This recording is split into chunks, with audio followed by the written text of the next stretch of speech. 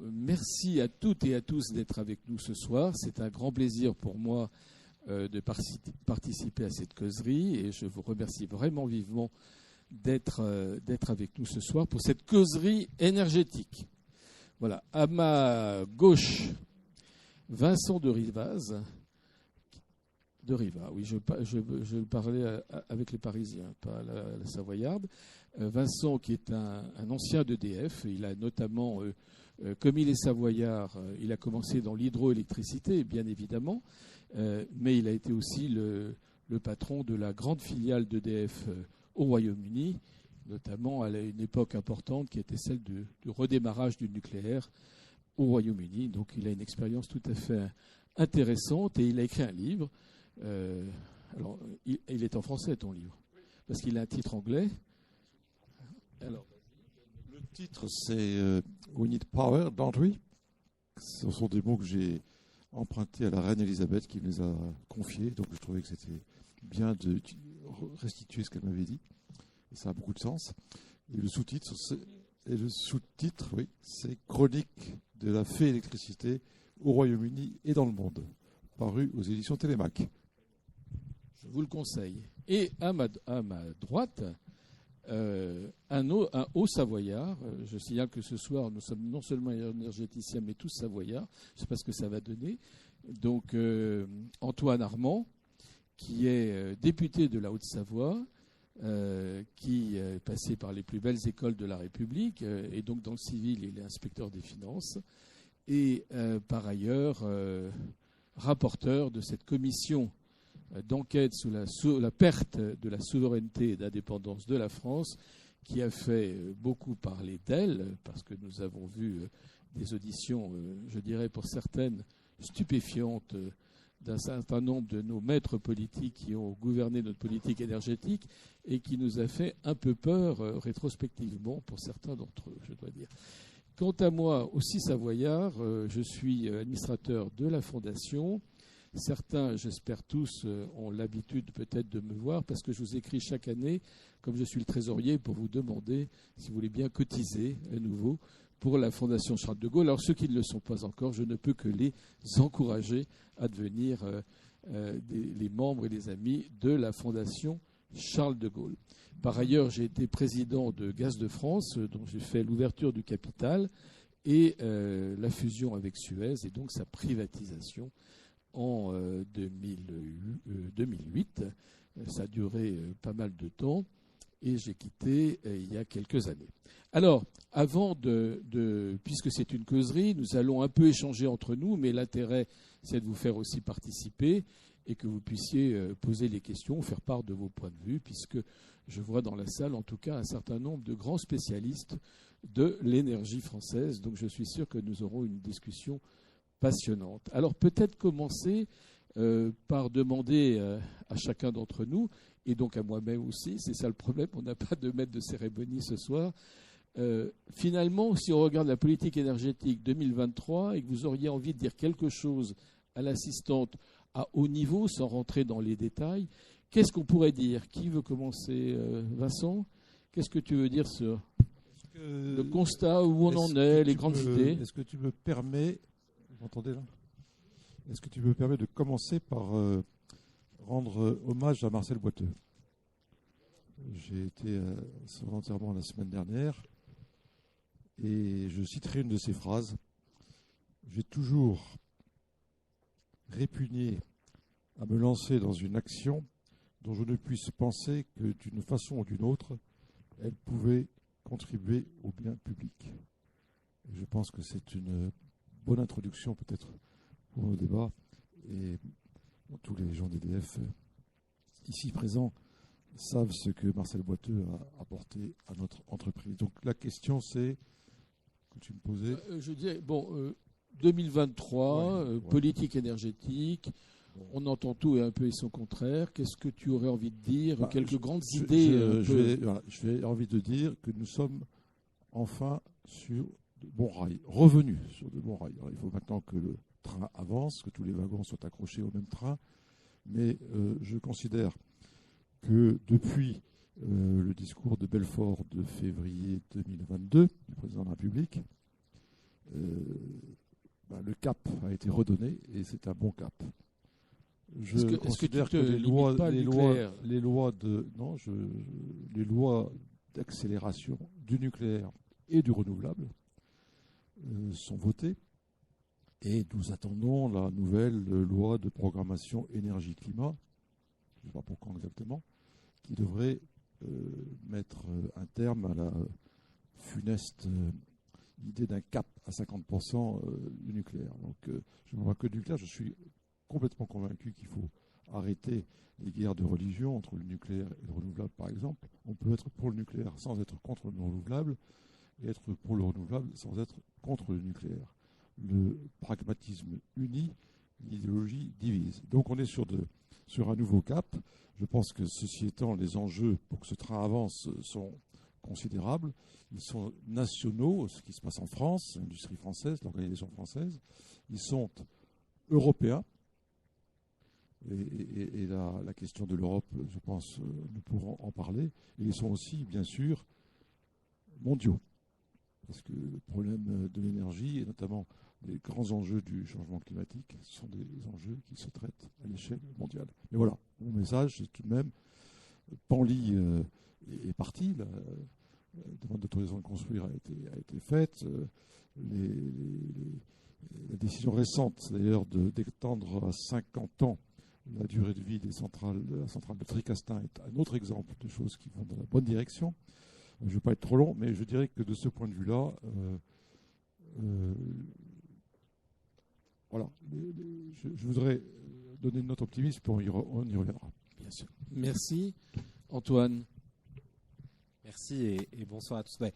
D'abord, je suis jugé parti parce que je suis parlementaire de la majorité, et donc ce que je vais dire pourrait effectivement être biaisé, mais je rejoins ce que vous venez de dire, et je le rejoins avec une autre citation, celle d'un des discours de Constantine du général de Gaulle en parlant d'énergie en 1958, qui dit une chose très juste, mais simplement c'est appliqué à l'énergie, donc c'est intéressant.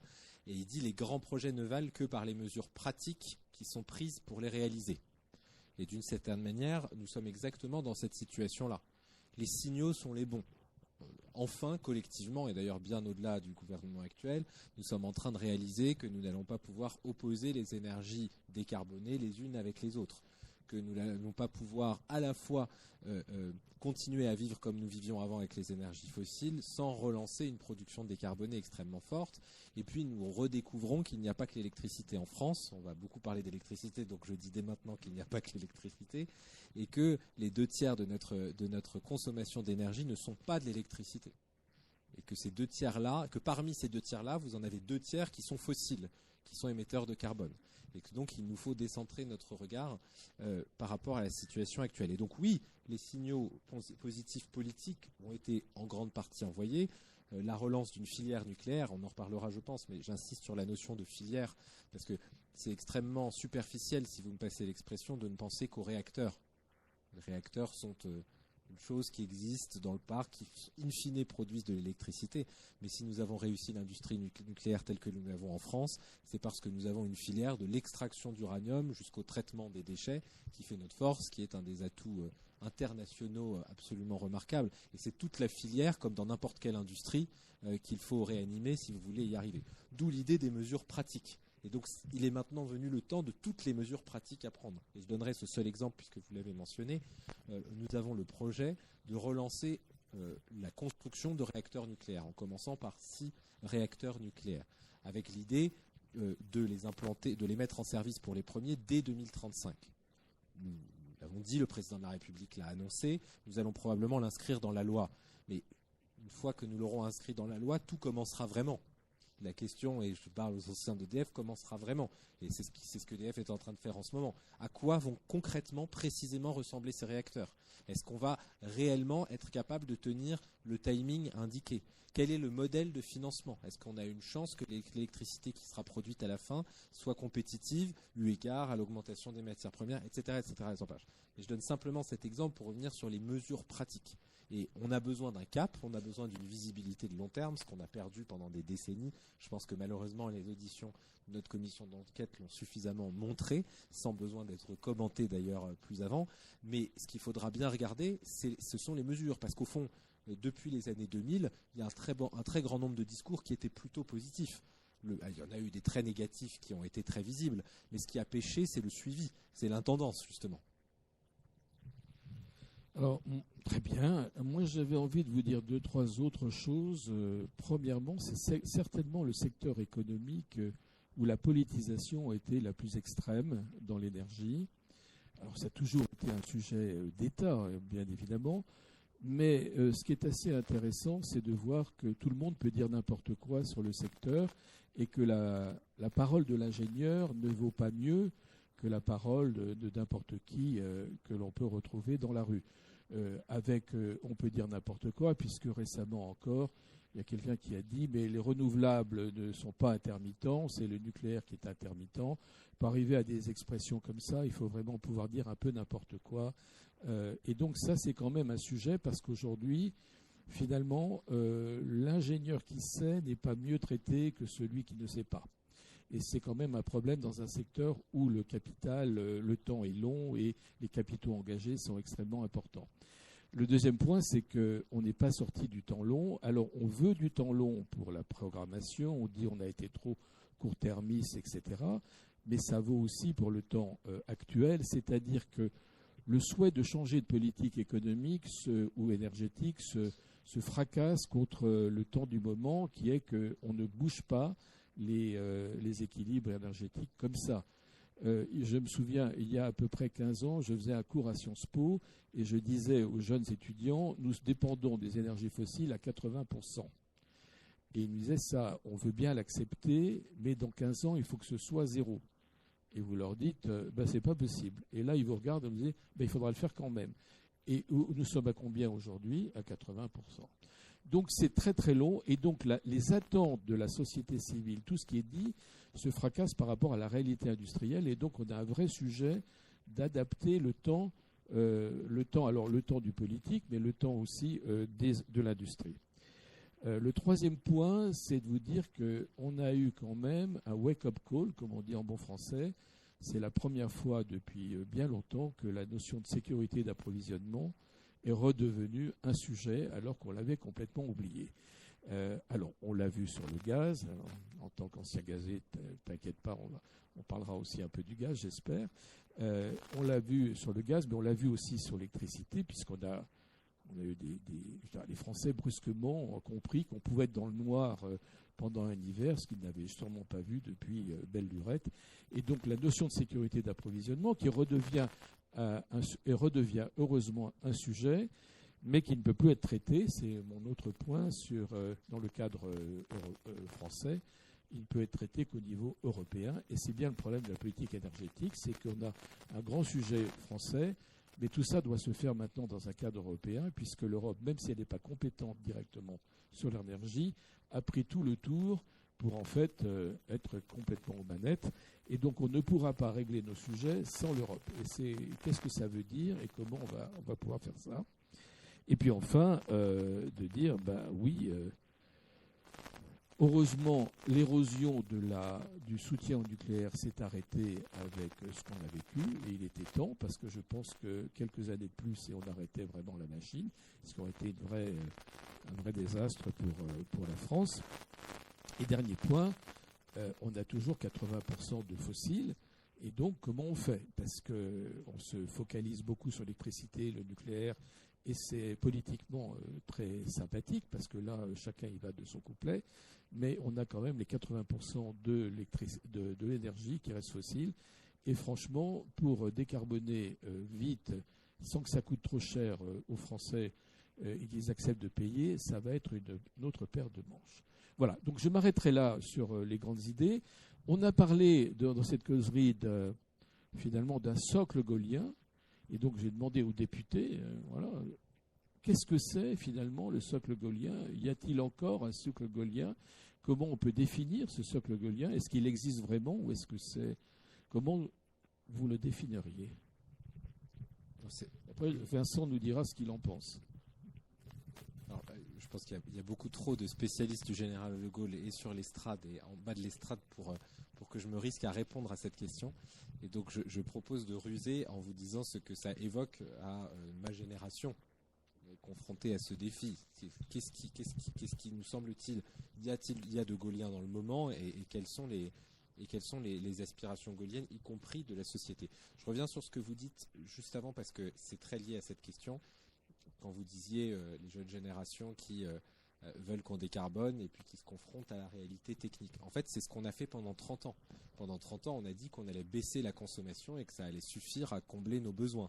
On a dit qu'on allait développer des énergies renouvelables en pensant qu'elles allaient d'une part se développer toutes seules, un peu spontanément sur le territoire, et puis d'autre part que le soutien qui était nécessaire pour compenser l'intermittence serait résolu et puis se ferait bon an mal an sans qu'on en parle trop, puisque de toute façon on avait un tel retard en matière de décarbonation que ça pouvait se passer. Et donc la première chose gaullienne, il me semble, en tout cas vu de ma fenêtre, c'est la remise en adéquation entre la volonté et les moyens.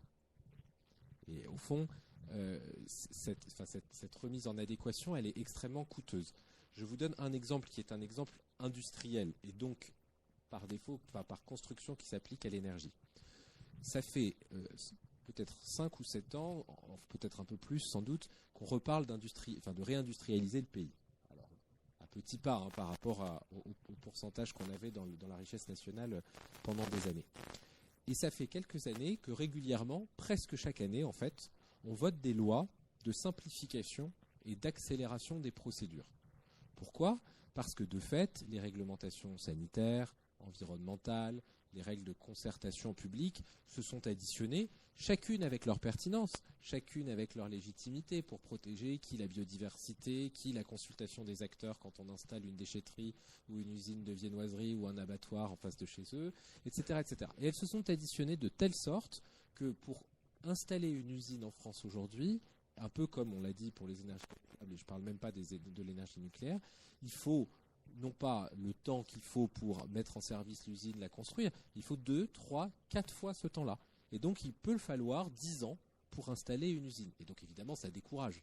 Ça décourage ceux qui veulent investir, ceux qui veulent produire et ceux qui veulent y travailler. Bon, sans même parler de la vision qu'on a dans l'industrie française. Et au fond, ce qu'il y a de très gaulien dans le moment qu'on vit, à mon sens, c'est que nous avons besoin de remettre cette volonté industrielle et donc énergétique, il n'y a pas d'industrie sans énergie et l'énergie est elle-même une industrie, avec les moyens qu'on se donne.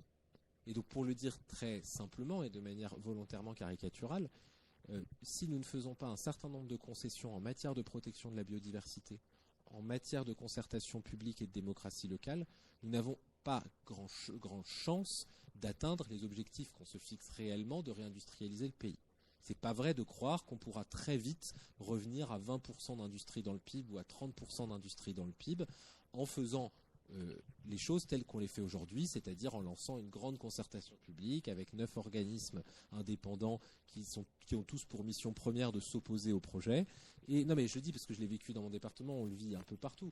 Et c'est parce que ça a été construit comme ça. Le but, c'est que les opposants puissent s'exprimer. C'est le premier but de ces concertations. Par définition, vous me pardonnez la parenthèse, mais c'est quand même très frappant. Je ne parle même pas de la Commission nationale du débat public pour le nucléaire, mais c'est pas une concertation. Une concertation, c'est ce que vous faites en amont avec les personnes impliquées. Ça se fait déjà. Vous avez une maire qui a été élue au suffrage universel direct, qui décide d'allouer tel emplacement à une usine. Ensuite, vous avez le projet qui est fait, les investisseurs, etc. Ça, c'est la concertation. Mais demander a posteriori, alors que le suffrage universel via ses représentants s'est exprimé et que les acteurs économiques se sont exprimés, ce que les gens pensent du projet, ça ne peut être qu'une machine à frustration.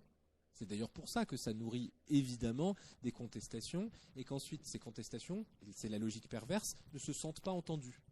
Oui, je veux dire, on ne va pas changer d'avis une fois que la décision a été prise. Et pourtant, on a laissé s'exprimer des oppositions qui ensuite passe du mode opposition sympathique, et je mets sympathique entre guillemets, qui consiste à venir dans une salle comme celle-ci et hurler jusqu'à ce que le débat s'arrête. C'est ce qui s'est passé dans la commission du débat public pour Penly.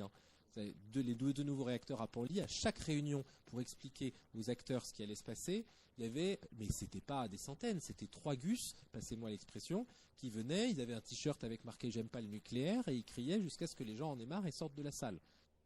Curieuse question de notion de démocratie. Et une fois que vous avez fait ça et que vous avez frustré ces personnes parce qu'elles se sont opposées, mais ça n'a pas changé le processus démocratique, l'étape d'après, c'est évidemment la désobéissance civile. puisqu'ils ne se sentent pas entendus dans une arcane qu'ils considèrent antidémocratique. Donc ils refusent la décision, ils la considèrent comme illégitime. Et ce que je veux dire, c'est que si collectivement on n'a pas le courage de faire une croix sur un certain nombre de dispositifs qui font bon chic, bon genre, et pardon, j'ajoute ce point-là parce qu'il est tragique, c'est nous-mêmes qui avons instauré ces commissions, croyant que nous allions calmer la grogne. Mais en fait non, c'est simplement attiser le feu. Et donc c'est un exemple parmi d'autres, le fait de dire que si on veut réindustrialiser le pays, on doit avoir un appareil énergétique à la hauteur.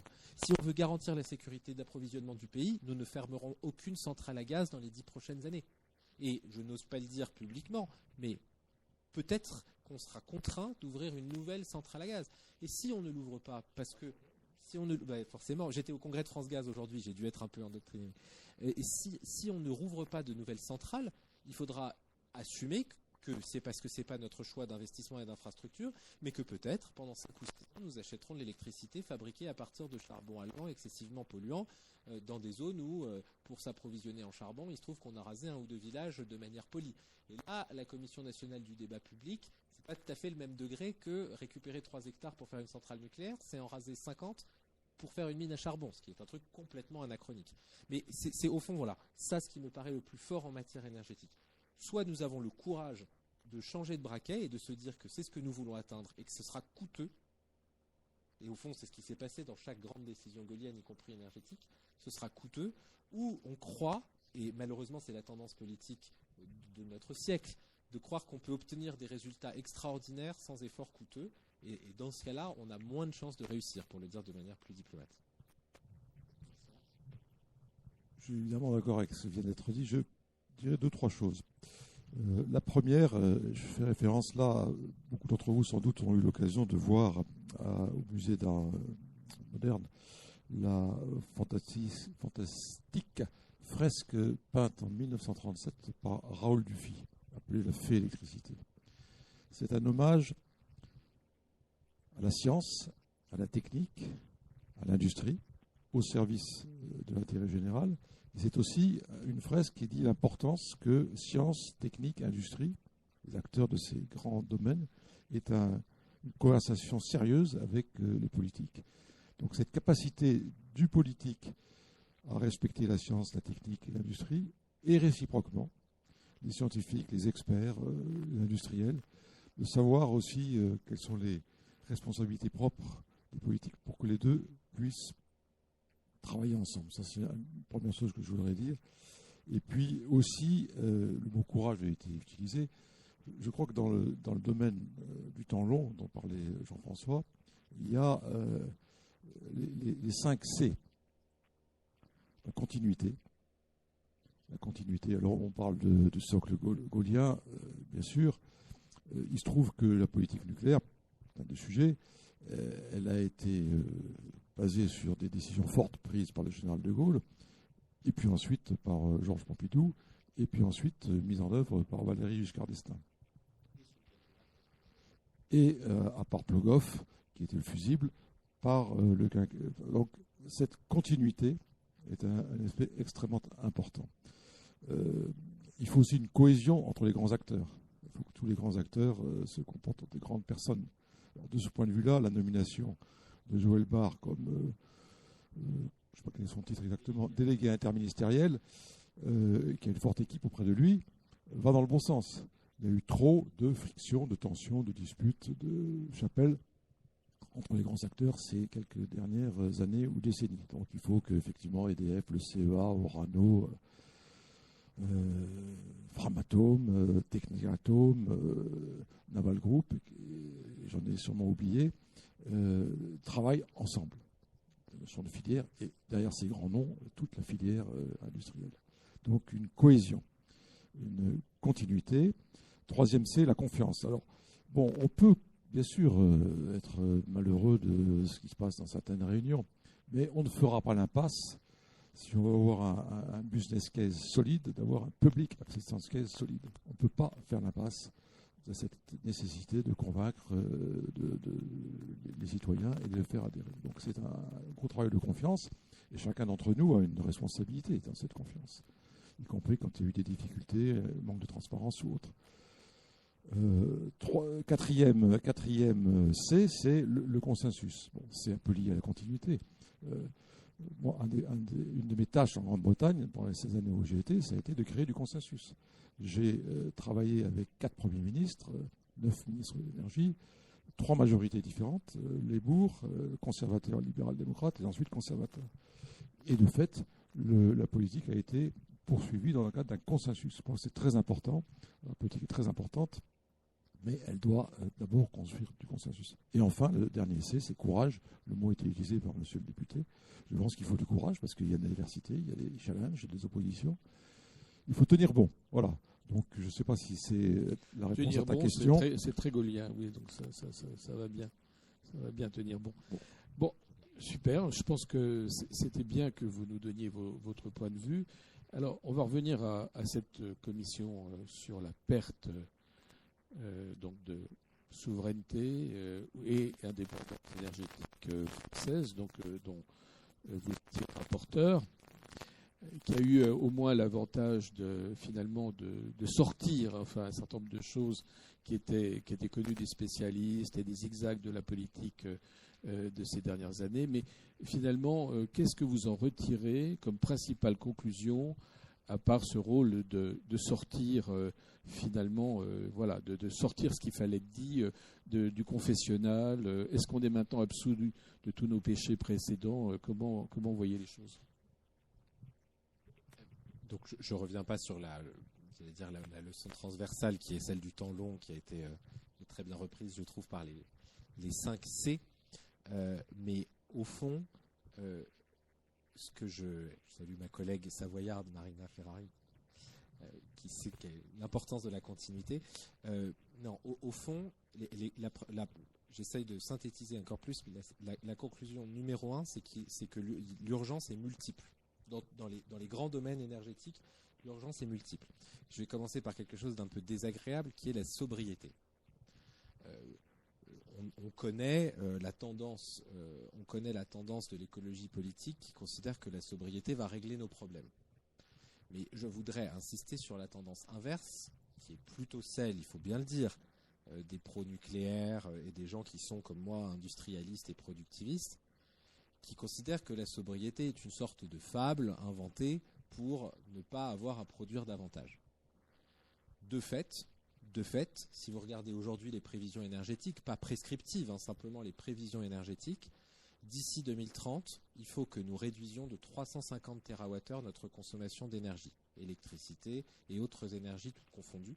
Et il faut que nous remplacions 350 TWh de production par de la production décarbonée, moitié électricité, moitié chaleur renouvelable. Et donc ce sont les vases communicants. 350 TWh de production décarbonée, c'est déjà monstrueux à l'horizon 2030, ou d'horizon 2050 d'ailleurs aussi, mais même 2030 ça l'est. Donc si vous vous sentez à l'aise pour ajouter à ces 350 TWh un peu des 350 TWh qu'il faut économiser, pourquoi pas ? Mais la réalité, c'est que cet équilibre, nous devons absolument le trouver. Et donc l'année dernière, on a assisté au débat, vous avez très justement rappelé que l'énergie fait souvent l'objet de postures politiciennes. On a assisté à des débats où en gros il y avait d'un côté les tenants des cols roulés et puis de l'autre les tenants de vous avez massacré l'industrie nucléaire, c'est à cause de vous qu'on se les caille, si vous me passez l'expression. Bon. Au fond, le message principal de notre travail et du travail du secrétariat général à la planification écologique, c'est que nous aurons le droit aux cols roulés et aux EPR et qu'il nous faudra faire les deux. Il nous faudra être sobre chez nous, mettre des cols roulés, faire attention à notre utilisation du chauffage et de l'électricité, réduire nos modes de déplacement, les décarboner, rénover nos logements, moins consommer et produire beaucoup plus d'énergie décarbonée. Les deux. Et c'est un fait qui peut résister, qu'on peut contester au sens où on peut dire non, faisons beaucoup plus de production, allons-y. Mais honnêtement, nous ne savons même pas aujourd'hui si nous serons capables de produire autant que nous le voulons. Donc si en plus vous ajoutez la somme qui est aujourd'hui attribuée à la sobriété et à l'efficacité, pour moi, on bascule dans une autre dimension. Donc l'urgence de la sobriété, c'est maintenant. Et en même temps, on peut un tout petit peu se rassurer. Parce que l'année dernière, le plan de sobriété, j'exclus la partie industrielle qui ont souffert beaucoup, et on en discutera sans doute, mais les particuliers, eux-mêmes ont réussi à économiser de l'ordre de 7 à 10% de leur consommation. Et ça représente, en électricité, ça représente entre 5 et 7 réacteurs nucléaires en puissance à la pointe. Pas contrairement à ce qui est à la vulgate répandue, pas en coupant le chauffage et en crevant de froid chez eux, en faisant des efforts. Vous allez dire qu'il y a une vraie marge sur le confort et sur les comportements collectifs. La deuxième chose, c'est l'efficacité. L'efficacité, c'est la rénovation énergétique dont on parle depuis 30 ans et sur laquelle il faut qu'on fasse des efforts. Sur la sobriété comme sur l'efficacité, je mets un immense bémol. C'est ce que je disais tout à l'heure. Nous avons sur ces deux aspects misé beaucoup de notre capacité à atteindre nos trajectoires. Et de fait, la consommation n'a pas baissé comme nous pensions qu'elle allait baisser. L'efficacité énergétique n'a pas été efficace comme nous pensions qu'elle allait l'être. Et de fait, on met énormément d'argent dans la rénovation énergétique. C'est nécessaire, y compris parce que ça permet de déprécariser les ménages qui ont des passoires énergétiques, des chaudières au fioul. Et donc, c'est très utile. Mais nous ne savons pas aujourd'hui dire exactement combien ça nous permet d'économiser. Et donc, nous ne pouvons pas être sûrs que nous allons atteindre cet objectif. Ce qui explique d'ailleurs ce que je disais sur le gaz tout à l'heure, qu'il faut bien se garder de fermer des capacités thermiques. Et puis, il y a l'urgence de la production, l'urgence de lancer les projets de nouveaux réacteurs, l'urgence d'accélérer sur les énergies renouvelables, parce que bien sûr qu'elles sont intermittentes, et bien sûr que souvent il faut un backup de gaz quand on fait de l'éolien ou quand on fait du solaire. C'est vrai. Il n'empêche que quand on produit des kilowattheures en France avec de l'éolien ou du solaire, ce sont des kilowattheures qu'on ne produit pas à partir de gaz russe ou de charbon allemand. Ça, c'est indiscutable et c'est toujours une bonne chose. C'est toujours une bonne chose. Donc, il ne faut pas non plus, c'est ce que vous disiez tout à l'heure, Vincent, sur l'opposition qui n'a pas cours. Et puis, last but not least, la chaleur. 2 tiers de la chaleur produite en France est carbonée. Donc, construisons des réseaux de chaleur partout sur notre territoire. Développons autant que les agriculteurs le peuvent avec tous les critères qui sont nécessaires, la méthanisation, etc., etc. Parce que, au fond, ça, c'est une électrification en moins à faire. Parce que quand on parle de production électrique, c'est une chose, et ensuite, il faut électrifier. Donc il faut aller faire du chauffage électrique là où on a du chauffage au gaz. Il faut transformer des procédés haute température industriels qui sont très difficiles à être transformés, voire impossibles, pour pouvoir les électrifier. Donc c'est un cap supplémentaire. Et avec ça, il y a le cap des matières premières, etc. Et la dernière urgence dans la production, c'est celle de la recherche. Pourquoi ?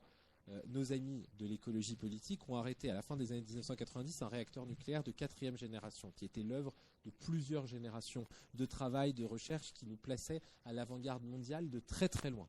La 4e génération, en un mot, c'est un réacteur, et sous le contrôle des spécialistes, c'est un réacteur qui nous permettait de consommer une très grande partie de ce qui d'habitude est un déchet nucléaire, et donc de résoudre en partie de problèmes, en partie le problème des déchets puisqu'on en consomme une grande partie, pas totalement mais en partie, et deuxièmement le problème de la ressource puisque nous avons sur notre sol énormément d'uranium qui ne peut pas être utilisé dans les centrales nucléaires et qui est sur notre sol et qui est donc de la production qui à l'échelle de l'humanité, c'est des dizaines de milliers d'années, des centaines de milliers d'années même, peut être directement utilisé. Donc c'est absolument vital. On a pris 30 ans de retard parce qu'on l'a arrêté. Si nous nous relançons maintenant avec les technologies que la France maîtrise ou est en train de maîtriser, nous sommes probablement capables d'avoir un prototype dans 4 ou 5 ans et probablement un démonstrateur industriel dans 10 ou 15. Pourquoi ? Et je finis là-dessus. Parce que ce qui compte, contrairement à ce qu'on dit très fréquemment, c'est pas d'atteindre la neutralité carbone en 2050. C'est à partir de 2050 d'être un pays industriel d'un rang mondial satisfaisant qui a passé la décarbonation et qui reste un pays industriel, qui reste une puissance mondiale. Parce que si on n'est pas un pays industriel, on ne produit plus. Si on ne produit plus, on ne finance plus notre modèle social. Et si on ne finance plus notre modèle social et qu'on n'a plus de production industrielle, on n'est tout simplement plus la France. Ah ben c'est dit. Alors un petit moment sur le nucléaire, parce qu'il faut bien y passer. Tu as un... Non, mais c'est ton tour. Toi qui as une grande expérience du nucléaire, qui l'a relancé, fabricant de consensus au Royaume-Uni, quel est l'état aujourd'hui, quels sont les messages sur l'état du nucléaire en France que tu voudrais nous passer ? A-t-on fait les bons choix ? On a vu que politiquement, on est retourné dans la bonne case après les errements, disons les choses comme ça. Mais aujourd'hui, est-ce que tu es confiant, pas confiant ? Quels sont les sujets qui t'apparaissent devoir être traités ? Au-delà du financement, qui est un autre grand sujet. Bon, d'abord, je ne suis pas un spécialiste du nucléaire. Je tiens à le repréciser, je suis un fils de l'hydraulique. La houille blanche, dont le cœur bat dans nos Alpes. que tu es arrivé à ne pas mettre en concurrence avec... Et j'ai été directeur du Centre national d'équipement hydraulique à Savoie-Tectolac pendant 3 ans. C'était de belles années. Voilà. Ceci étant, je réponds à ta question. J'espère bien. Armand disait l'école roulée et les EPR. Ouais. Je crois que c'est un des mâles, peut-être pas uniquement français, mais un des mots, pardon, que d'opposer. Je pense qu'on a toujours tendance à vouloir privilégier ce qui nous ressemble plutôt que ce qui nous rassemble. Et moi, je pense qu'il faut privilégier ce qui nous rassemble par rapport à ce qui nous ressemble. Deuxième chose, j'ai déjà évoqué Marcel Boiteux, qui a dit plus d'usage d'électricité et moins d'électricité par usage. C'était assez prophétique en matière de sobriété. Il y a des décennies qu'il a dit ça. Et je pense qu'aujourd'hui, il dirait plus d'électricité et moins de CO2. On l'a fait d'ailleurs, moins d'usage. Oui. Enfin, non, mais vous aviez des chiffres dans votre rapport de 30% de moins. Sur non, mais ça c'est les témoignages de l'année dernière, effectivement, où la sobriété a fonctionné. Mais plus fondamentalement, la politique tarifaire qu'avait mis en place EDF, sous l'impulsion de Marcel Boiteux, encourager les gens à plus d'usage de l'électricité et moins d'électricité par usage. Aujourd'hui, je pense que ce qui est la formule qui va dans le même sens, mais qui complète, qui n'était pas à l'époque, c'est plus d'électricité pour moins de CO2.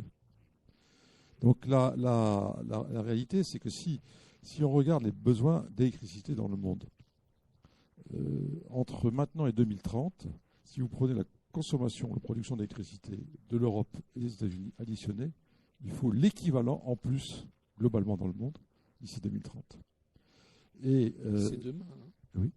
Et si vous prenez 2050, c'est un facteur 3. Et dans ce cadre-là, les scénarios qui sont quand même les plus cohérents en termes de décarbonation, c'est d'avoir une place croissante de nucléaire. Et il faudrait, pour arriver à la décarbonation net zéro 2050, qu'on ait un facteur 5 sur le nucléaire, globalement, dans le monde. Donc c'est un des enjeux importants. Il y en a bien d'autres, mais celui-ci est important. Donc la question que Jean-François tu poses, c'est est-ce que la France est, de ce point de vue, aujourd'hui bien orientée? Oui, je pense, je l'ai dit tout à l'heure, je ne vais pas le répéter, je pense que le cap a été redonné, que c'est le bon cap. Je pense qu'il ne faut pas... la commission, moi je n'ai pas tout suivi, hein, parce que... Mais il y avait quand même, c'était un peu sombre parfois. Hein, et c'est toujours la faute des autres. Alors ça, c'était quand même un grand festival de, c'est pour moi le fautif, c'est l'autre. Bon, entre les politiques, les industriels et les politiques, ce qui n'est pas forcément toujours très utile. Il y a tendance, une fois à canoniser EDF, d'autres fois à la diaboliser. Même chose pour les politiques. Donc il faut sortir de ça, me semble-t-il. Voilà. Donc la France a des atouts. Moi, je me souviens dans ma jeunesse professionnelle, j'allais en Chine avec le drapeau d'EDF dans la poche. Et quand je parlais du nucléaire, les yeux des Chinois, ça pétillait. Quand nous disions aux Chinois qu'on avait mis en une année 7 centrales nucléaires sur le réseau, le ministre se retournait vers ses voisins et est-ce que le traducteur a bien traduit? Bon. Donc il faut bien voir le prestige qu'avait EDF dans le monde, notamment dans le domaine nucléaire. Et je ne pense pas que ce prestige soit perdu, même si on a connu de gros déboires. On peut en parler, mais bon, comme Flamanville ou la Finlande. Attends, il faut quand même dire... Non, mais juste, si tu permets une seconde. Vas-y. Bon, toi, c'est peut-être difficile à dire, mais enfin, il y avait une année, c'est peut-être la faute à pas de chance, à 100%, mais il y a eu une année où EDF devait être au rendez-vous, c'était l'année dernière, et il n'a pas été. Alors, ça a été quand même un moment... ça, je ferai... c'est pour un peu mettre un peu de piquant. Voilà. Mais EDF l'a reconnu, je pense, hein, qu'il y avait un quart des réacteurs qui étaient à l'arrêt pour des raisons de sécurité. Sécurité première, c'est quand même une chose qu'il faut rappeler. Le programme de remise en route de ces réacteurs se poursuit selon les plans. C'est tombé au pire moment. Voilà. Pour EDF. Ça s'est traduit dans ses comptes. Ça fait du mal. D'accord. Bon. Ceci dit, c'est une année terrible, annus horribilis, par rapport à des décennies de success story. Si on prend le big picture. Voilà. Alors, moi, je vais donner peut-être un exemple de la Grande-Bretagne, si tu veux. Parce qu'au fond, on peut se poser la question, comment se fait-il que la Grande-Bretagne, compte tenu de cette situation très sombre qui a été décrite par un certain nombre de témoins à la commission parlementaire, ait choisi la France, ait choisi EDF, ait choisi l'EPR pour relancer son nucléaire. Donc tout n'était pas aussi négatif que ça, vu par les Britanniques. Bon, si vous voulez avoir beaucoup de détails, vous vous référez à mon bouquin qui raconte tout ça en détail, donc je ne vais pas être trop long. Mais en 2003, quand je suis arrivé, enfin j'arrive en 2002, mais en 2003, il y a eu un livre blanc qui a été publié qui enterrait le nucléaire. Nail in the Coffin of Nuclear. 2 ministres l'avaient signé, ministre de l'Environnement, ministre de l'Industrie. En 2008, il y a un livre blanc qui a été paru, qui a complètement annulé le premier, qui disait pas un nucléaire, on aura le renouvelable à foison. Et qui était en quelque sorte signé par Tony Blair, qui avait eu cette formule un an plus tôt, Nuclear is back with a vengeance. C'est le retour du nucléaire. Donc quand aujourd'hui on voit en Europe un grand nombre de pays qui se tournent vers le nucléaire, il faut dire que les Britanniques ont fait ce mouvement en 2007. 3 facteurs ont joué. Ce que j'appelle le facteur Stern, le facteur Bill et le facteur Poutine. Le facteur Stern, c'est quoi? C'est une sorte du colonel Stern, qui est un économiste réputé, qui a travaillé à la Banque mondiale et qui était le conseiller de Brown et de Blair, et qui a publié un rapport brillant. C'est un peu le rapport académique équivalent du film d'Al Gore sur The Inconvenient Truth. Inconvenient Truth, c'est plus facile à faire passer dans le public que le rapport Stern. Mais le rapport Stern, il démontrait par A plus B que ne rien faire pour lutter contre le changement climatique, contre les émissions de CO2, nous coûterait une fortune plus tard si on n'agissait pas aujourd'hui. Et derrière cette idée, il défendait l'idée d'un prix du CO2. Bon. Alors, à cet égard, moi je me félicite que le prix du CO2 aujourd'hui soit 100 €. N'oublions pas qu'il était, il y a quelques années encore, en dessous de 10. Ça, c'est un point important dans le paysage. Rapport Stern, qui a marqué les esprits, notamment des décideurs. Bill, c'est pas Bill Clinton, c'est le Bill de la facture d'électricité. La Grande-Bretagne avait cru que la privatisation, que la dérégulation, que la politique de Margaret Thatcher créerait de façon durable une baisse tendancielle des prix d'électricité. Bon, ça a fonctionné au départ. Il faut dire que l'organisation du CGB n'était pas très performante, et donc il fallait bien secouer un peu le dinosaure. Mais de fait, ils ont vu à cette époque-là les prix de l'électricité remonter. Ils se posaient une question. Et quand on dit remonter, c'était 1000 pounds par an en moyenne pour un ménage, ce qui était considérable. Bon. Ceci, la crise qu'on a connue en 2022, ces 1000 pounds, c'était 3000 voire 4000. Mais à l'époque, c'était un choc pour le gouvernement de voir les prix d'électricité remonter. Donc, il y avait une vraie question, stabilisation des prix pour l'industrie, pour l'économie, pour les particuliers. Et troisième facteur, le facteur Poutine. Alors le Poutine de l'époque, j'allais dire, il était gentil. Il s'amusait juste à tourner le robinet entre la Russie et l'Ukraine pour faire monter le prix du péage que payaient les Ukrainiens. Rien à voir avec le désastre qu'il a commis en agressant l'Ukraine en 2022. Mais Tony Blair s'est dit, moi je suis au bout des tuyaux, les réserves de pétrole, de gaz de la mer du Nord diminuent, je ne veux pas dépendre du robinet entre la Russie et l'Ukraine. La géopolitique. Les 3 facteurs, changement climatique, économie, géopolitique. Conclusion, on multiplie les facteurs, le nucléaire is back with a vengeance. Et donc ensuite, tout un processus a eu lieu, conduisant à ce qu'en 2016, 2 EPR soient décidés, soient lancés, soit la construction est en cours avec les points C. Et même si c'est évidemment un challenge, tout n'est pas parfait. Le Covid a eu des conséquences sur le chantier. La bonne nouvelle, c'est que les Britanniques repartent pour 2 autres. Et qu'en novembre 2022, le Premier ministre Rishi Sunak a décidé d'engager le gouvernement dans la construction de 2 nouvelles centrales EPR à Sajwell. Et hier, pas plus tard que hier, a été lancée une étape très importante qui est la recherche du financement sur fonds privés, en partie, de ces nouvelles centrales nucléaires. Donc les Britanniques, les 6 EPR français, il y en a déjà 4 qui sont décidés en Grande-Bretagne, il y en a peut-être d'autres plus tard. Voilà. Donc je dis ça pour dire que dans le paysage un peu sombre qui était ressorti de la commission, et ce n'est pas le rapporteur qui est fautif, il a été peu fait mention de la success story britannique. Donc c'est l'occasion de le rappeler, surtout qu'on est à la veille de l'arrivée du roi Charles III en France. Donc on se félicite de l'arrivée du roi et de la politique nucléaire, mais peut-être on n'en a pas beaucoup parlé ou moins parlé parce que de l'autre côté, du côté du Rhin, les Allemands sont partis dans l'autre sens et durablement dans l'autre sens.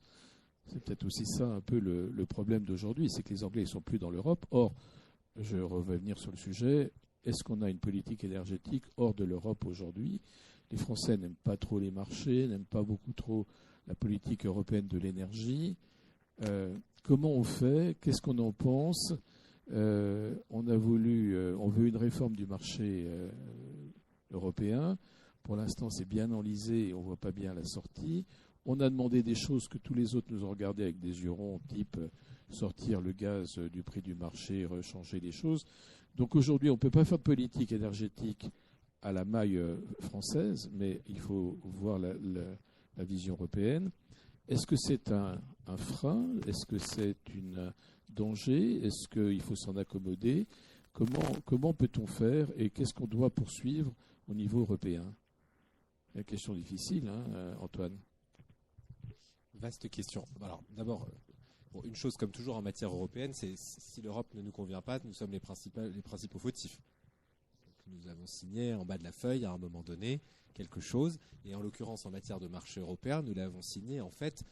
Les auteurs de la signature l'ont dit plus ou moins ouvertement, que ce soit Jean-Louis Borloo ou Nicolas Sarkozy, ils ne l'ont pas dit aussi clairement, mais à l'époque, ils l'ont signé de manière plutôt enthousiaste.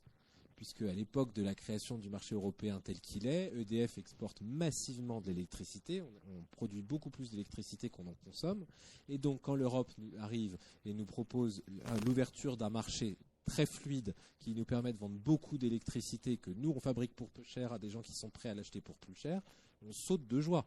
Et on le fait. On nous dit simplement avant de le faire, il faudra accepter quand même de démanteler EDF. Alors là on dit on n'est quand même pas tout à fait d'accord pour démanteler EDF, et on fait une commission qui s'appelle la commission Champsaur qui travaille pendant 2 ans. On en refait une deuxième parce qu'on n'arrive pas à trouver de résultat, et à la fin de cette deuxième commission on invente, nous Français, le dispositif de l'AREN qui consiste à ce que EDF vende à prix fixe son électricité si les fournisseurs le veulent pour 100 TWh. Donc nous inventons de notre propre chef et nous votons dans notre propre loi un dispositif pour éviter la contrepartie que demandait la Commission européenne à l'ouverture de marché, c'est-à-dire le démantèlement d'EDF. Donc à chaque fois que nous lirons dans les journaux, et je pense que ça ne manquera pas d'arriver, le dispositif européen de l'AREN, nous saurons nous souvenir que c'est un dispositif français, souhaité par les Français, voté par le Parlement français. Quand même, chose importante.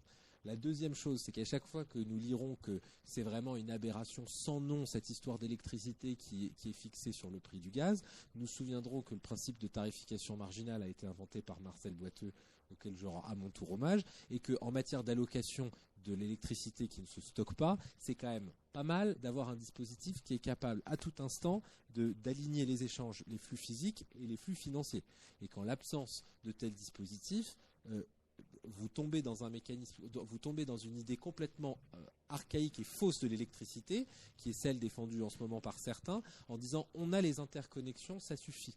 Croyant que l'électricité est de l'eau qu'on envoie dans un tuyau et que si vous en avez d'un côté, il vous suffit d'augmenter la taille du tuyau pour envoyer ce que vous voulez de l'autre côté. En réalité, comme vous savez, il faut que des deux côtés le fil soit bien branché et il faut que vous en ayez absolument besoin pour telle quantité à tel moment et que vous en produisez pour telle quantité à tel moment. Si ce n'est pas le cas, c'est pas un marché, ça fonctionne pas. C'est pour ça que l'hiver dernier, c'est le marché européen de l'électricité qui nous a permis de passer la pointe. La taille de nos interconnexions et le marché de l'électricité qui nous a permis de passer la pointe. Si on n'a pas eu de blackout en France, c'est parce que nous étions connectés au marché européen de l'électricité. Il n'empêche, Il n'empêche qu'on connaît toutes les limites gigantesques du marché européen de l'électricité. Il y en a une qui ne relève pas du marché européen de l'électricité, qui est très simple. Les Allemands veulent supprimer le nucléaire en Europe. Enfin, je veux dire, c'est un secret pour personne. Ils l'assument. Moi, j'aime beaucoup l'Allemagne. Je connais assez bien l'Allemagne. J'y ai vécu pour savoir ce qui s'est passé depuis les années 70-80, la force du mouvement antinucléaire, la force sociétale du mouvement antinucléaire, et le fait que Fukushima a représenté une bascule absolument monstrueuse dans toute la société allemande, et qu'il a fallu attendre l'année dernière, avec un risque de blackout, pour qu'une partie de la droite allemande consente à dire que peut-être c'était pas une mauvaise idée de garder les réacteurs. Et là, effectivement, comme vous dites très justement, le nucléaire revient, et donc certains commencent à dire il faut rouvrir, mais c'est très très récent. C'est très très récent et il y avait un consensus. Donc ce qui s'est passé, c'est que depuis 15 ans, à chaque fois que le mot nucléaire apparaît, les Allemands le suppriment. Je dis quelque chose que je devrais peut-être pas dire ici parce que ça va renforcer les ardeurs patriotes, mais même si c'est pas négatif. Si vous allez sur le site de la Commission européenne et que vous regardez les lettres de mission, chaque commissaire européen a une lettre de mission qui lui est confiée par la présidente de la Commission européenne, signée donc par Madame von der Leyen. La commissaire européenne en charge de l'énergie, dans les bullet points qui figurent dans sa lettre de mission, il y a continuer le démantèlement nucléaire européen. C'est écrit. Et en fait, c'est la preuve de deux choses. Un, de l'influence allemande, et deux, de notre pauvreté d'influence à nous, Français, puisque nous avons encore laissé passer ce genre de choses. Donc il y a un combat à mener sur ce qu'on appelle la taxonomie, sur la catégorie, pour dire que tout ce qui permet d'émettre moins de carbone en matière énergétique, nous devons le soutenir à égalité, neutralité technologique. Et puis il y a le combat sur le marché. Nous, ce que nous demandons, c'est que EDF, directement ou indirectement, puisse contractualiser en disant « Moi, je pense que je sais produire de l'électricité à tel coût, à tel prix, laissez-moi la vendre sur le long terme à tel prix ou à tel coût. » Et au fond, ça, c'est pas antithétique avec une tarification marginale qui permet d'équilibrer en permanence le marché et d'éviter qu'il y ait un blackout, qu'il y ait une pénurie ou qu'il y ait une abondance. Mais j'ajoute quand même ce point qui pose difficulté.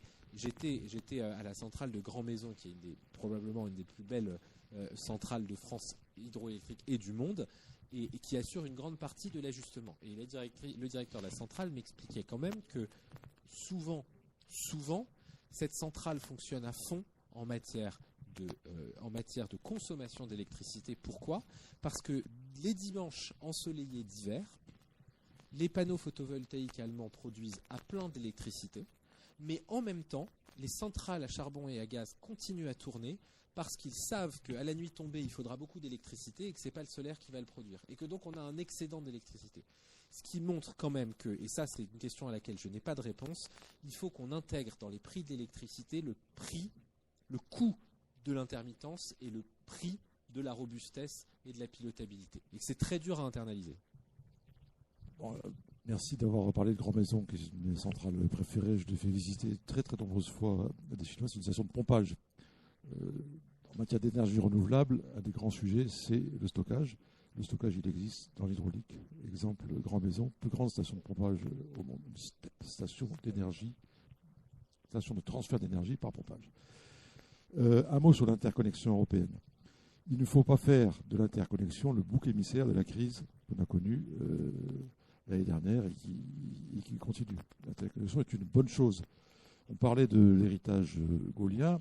Gaulle, il y en a un qu'il ne faut pas oublier, c'est la nationalisation d'EDF. C'est un autre Marcel, c'était pas Marcel Boiteux, mais c'était Marcel Paul. Et c'est l'interconnexion de 1946.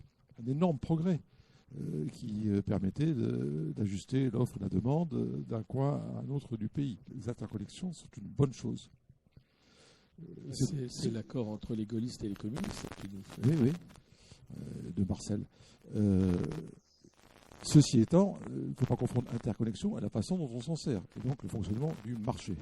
Et c'est là qu'effectivement, que le bas blesse, et on l'a vu, il faut désintoxiquer, excuse-moi Jean-François, les prix d'électricité par rapport au prix du gaz. Voilà. Donc c'est un. Tu ne peux pas sur la plaque de cuivre. Je ne sais pas comment tu fais. C'est quand même un des gros sujets. Et l'une des solutions alors, excusez-moi de citer à nouveau les Britanniques, mais ils ont eu de bonnes idées. Ils ont introduit le contrat pour différence sur Hinkley, le contrat long terme, un contrat de 35 ans. Le prix qu'on a négocié, à l'époque c'était 92,5 pounds par mégawattheure, prix 2012. Aujourd'hui ça correspond avec l'inflation à 128 pounds par mégawattheure, donc encore plus en euros. Donc vous voyez les ordres de grandeur. Garantie pour 35 ans et indexé sur l'inflation. Ça veut dire quoi? Ça veut dire que l'investisseur a une très bonne visibilité sur ses recettes. Donc il prend le risque de la construction, il prend le risque de l'exploitation, les métiers qu'il exerce, mais pas le risque du marché.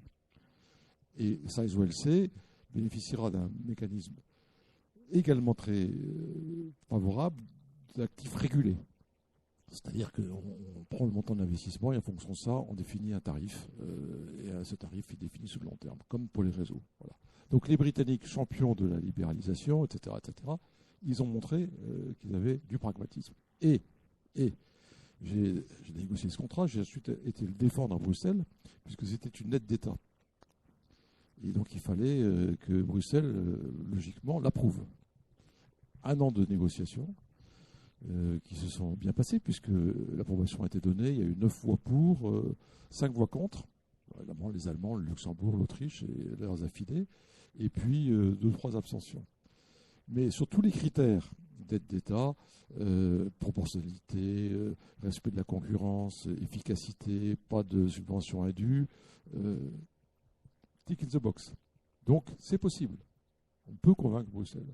J'avais à l'époque suivi les conseils d'un commissaire qui n'était pas chargé de l'énergie, mais qui était un de mes amis savoyards, Michel Barnier, que j'allais consulter dans les couloirs pour lui demander comment il fallait s'y prendre. Il m'a dit respectez les fonctionnaires, respectez la procédure, ne passez pas par-dessus. Et c'est ce qu'on a fait. Et on est arrivé au résultat. Donc, je ne dis pas que tout est facile, parce que clairement, à Bruxelles aujourd'hui, et on l'a vu avec la bataille sur la taxonomie, qui est un jargon qui veut dire on peut financer à des taux un peu bonifiés tout ce qui est énergie verte, tout ce qui est vert. Et pendant longtemps, le nucléaire était exclu, jusqu'à ce qu'à la fin de l'année 2022, le verrou saute. Et la France s'est battue. Le gouvernement français s'est battu. Pas fini. Hein. Et une banque française a signé le premier contrat à EDF, 1 milliard d'euros de prêt pour du nucléaire. Très contente de l'avoir fait. C'est le Crédit Agricole. Je le cite au passage. Mais c'était une bataille. Deuxième bataille, l'hydrogène. Absurde de dire que l'hydrogène fabriqué à partir d'électrolyse d'électricité nucléaire ne serait pas bénéficiaire du pacte vert. Absurde. Cette histoire de couleur attribuée aux différents hydrogènes, c'est ridicule. Soit c'est décarboné, soit ça l'est pas. Donc il faut là aussi continuer à se battre. C'est fini non plus, pas complètement conclu. Enfin bon, on se bat. Il y a une alliance des pays nucléaires en Europe, qui sont 16, que conduit Madame Agnès Pannier-Runacher avec beaucoup de punch. On se bat. Voilà. Et le troisième grand bataille, ça va être la réforme de l'énergie d'électricité. La réforme du marché de l'électricité européen, dans lequel il faut absolument qu'on arrive à introduire ces mécanismes de contrat à long terme qui ne sont pas des mécanismes anti-marché. Pas du tout. C'est un contrat, donc c'est du marché. C'est vraiment du long terme. C'est ce dont on a besoin pour investir. Donc la bataille continue. Mais si tout ça, ça pas marche. L'interconnexion qu'il faut mettre à bas. Non, surtout pas. Bien sûr que non. Mais si tout ça marche, est-ce que c'est fini de l'énergie pas chère? Est-ce qu'on va payer beaucoup plus cher? Est-ce que devant nous... Je vais faire une confidence. Depuis des décennies, les gouvernants, et ça ne date pas du gouvernement actuel ni des précédents, ont arbitré en faveur des consommateurs entre le consommateur et le contribuable. Et donc, les tarifs, globalement, ont toujours été plus bas qu'ils n'auraient dû être. Je me souviens d'une époque où un président d'EDF, fraîchement nommé, réduit les tarifs de 15% sans que personne ne lui demande. Pierre Moulier s'en souvient. Bon, je ne veux pas redire c'est 14. Bon, j'avais 15 en tête, moi. Voilà. Donc, il faut, bien sûr, et cet arbitrage en faveur du consommateur contre le contribuable, parce qu'à l'arrivée, la dette, c'est le contribuable qui la paye, il faut en sortir. Et si on veut encourager la sobriété, il faut aussi que les coûts et les prix reflètent les coûts. Voilà. Donc, je pense que dans l'exercice d'authenticité, je parlais du respect de la science, de la technique, de l'industrie, il faut respecter l'économie, les coûts. Et de ce point de vue-là, Marcel Boiteux nous manque, parce qu'il avait cette... espérons qu'il a des successeurs, quand même. Ouais.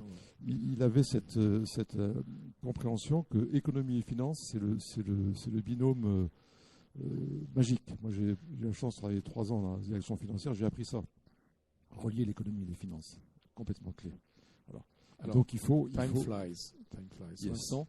Si on veut laisser un peu la salle parler, peut-être un dernier point sur, pour l'avenir, là, qu'est-ce qu'il faut faire maintenant? Donc on a parlé beaucoup, hein, mais bon, il faut pédaler, on nous dit au premier rang, mais pas que, peut-être. Quels sont les sujets d'avenir sur lesquels nous devons, en tant que Français, nous intéresser? Est-ce que c'est l'hydrogène? Qu'est-ce qu'on peut faire? Le renouvelable, personne ne veut du vent onshore dans son jardin. On voit bien que c'est compliqué. Qu'est-ce qu'on peut faire? Alors d'abord, ma maigre expérience de la commission me fait penser que si un député ou un responsable politique répond à cette question-là, c'est qu'il vous dit n'importe quoi. Non, mais parce que c'est d'ailleurs ce que vous disiez tout à l'heure au début, Vincent, c'est que le bas a blessé aussi quand les responsables politiques se sont mis à avoir un avis sur la technologie. Enfin, je veux dire, il faut regarder le service qui est rendu par un outil industriel. Est-ce que ça correspond aux attentes de compétitivité, d'énergie pilotable, de capacité à être accepté sur le territoire ou pas? Si c'est le cas, que ce soit de l'hydrogène, de la chaleur renouvelable fabriquée à partir de méthanisation, que ce soit de l'électricité nucléaire ou de l'électricité éolienne, ça ne devrait pas être le problème du politique. Le problème du politique, c'est que la décision soit acceptable et remplisse les critères qui correspondent au coût. Et ça, je crois que c'est vraiment indispensable que chacun reste à sa place. Et ensuite, pour aller très brièvement, juste sous forme de liste pour lancer les questions, ce qu'il faut faire, il faut réussir à relancer un programme nucléaire inédit depuis 70 ans. Il faut trouver de nouvelles sources d'énergie décarbonée qui sont pour le moment de l'ordre du pari technologique en termes de rentabilité, comme l'hydrogène et comme un certain nombre de techniques de nouvelle gazéification. Il faut réussir à sortir du pétrole dont on n'a pas mesuré l'ampleur de notre dépendance encore, puisque pour se déplacer, se nourrir, se chauffer, on en dépend directement ou indirectement. Il faut accepter de la sobriété, c'est-à-dire réduire certains usages, et l'efficacité comme jamais on l'a fait par le passé. Et pour finir, il faut accepter de consentir un effort de recherche sans précédent dans toutes ces technologies qui va forcément se traduire par un renchérissement du prix de l'électricité, ce qui paraît aujourd'hui une évidence puisqu'on n'est pas très loin d'une année où on a frôlé le blackout, mais je vous prends le pari que dans 1 an ou dans 2 ans ou au maximum dans 3 ans, ce sera insupportable d'avoir des prix de l'énergie un peu élevés et on retombera dans ce que nous décrivait devant la commission au milieu des années 2000 l'ancien patron d'EDF Pierre Gadonex, qui suppliait, en tout cas selon sa version, qui suppliait les responsables politiques d'augmenter le prix de l'électricité pour donner une capacité d'investissement à EDF. Tout le monde lui disait mais non, vous êtes fous, c'est formidable, ça baisse encore. Et d'ailleurs, si ça baisse encore, je pourrais même augmenter les impôts par ailleurs parce que ça marche. Et M. Sarkozy l'a viré pour ça d'ailleurs. Voilà. Parce que dans la question de vérité des prix, des coûts, juste deux chiffres. Le montant des investissements, tu disais, certains disent le nucléaire est intermittent, bon, c'est évidemment une plaisanterie, mais derrière ça, il y a une vraie question sur les coûts de l'intermittence. Pour équiper le réseau de toutes les connexions décentralisées liées aux énergies décentralisées renouvelables, il faut 100 milliards. C'est l'équivalent de 6 EPR à peu près. Bon, c'est 57. Voilà. Donc ce chiffre doit être en tête. Il y a un deuxième. C'est bien cher le PR. Oui, c'est cher le PR. Oui, oui, c'est cher. C'est cher. Pas 15 millions. Oui, je te donnais un chiffre qui est plausible. Voilà. Oui, merci, monsieur le député. Et puis l'autre chiffre qui est donné, si 1 gigawatt de nucléaire produit la même production que 8 gigawatts de solaire. Voilà. Donc ça, ce sont des chiffres aussi qu'il faut rappeler de temps en temps. Et sur l'avenir, de façon générale, parce que je dirais pour conclure ce débat avant les questions, c'est qu'il faut, excusez-moi, mais c'est un peu manie, le right balance, le juste équilibre, entre régulation et marché. Le marché n'est pas un substitut de politique. Politique n'est pas un substitut du marché. Reagan avait déclaré un jour, le problème, c'est pas le gouvernement, c'est le problème, c'est pas la solution. Bon. Je pense qu'il faut des gouvernements qui soient, un État qui soit stratège, qui soit régulateur, et voit du long terme. Il faut des entreprises qui se mobilisent, qui soient dans un capitalisme industriel et pas financier. Et puis, il y a un troisième élément de cet équilibre, qui sont les citoyens, qui doivent être partie prenante de ce dispositif équilibré entre l'État, les entreprises et les citoyens consommateurs. premier message, l'équilibre entre régulation et marché. Équilibre aussi entre innovation et technologie mature. On n'a pas beaucoup dit, mais il y a aujourd'hui énormément de start-up, c'est une très bonne nouvelle, qui s'intéressent au nucléaire, qui sont rentrés dans le plan 2030, deux françaises, Nucléo et puis Narea. Et je vois foisonner dans le monde, je travaille avec un fonds souverain à Singapour, des tas de start-up qui se... Donc, le nucléaire n'est pas une énergie du passé. Elle peut inspirer l'innovation, elle doit l'inspirer l'innovation. Voilà. Et puis je pense que quand on avance bien, on avance de façon équilibrée. C'est valable pour la politique énergétique comme pour le reste. Bon, vous l'avez compris, on pourrait rester toute la nuit pour parler, continuer notre causerie, mais il faut un temps pour tout, comme dit l'Ecclésiaste. Alors, on va passer maintenant la parole à nos consommateurs, à nos citoyens, à nos collègues dans la salle. Qui a...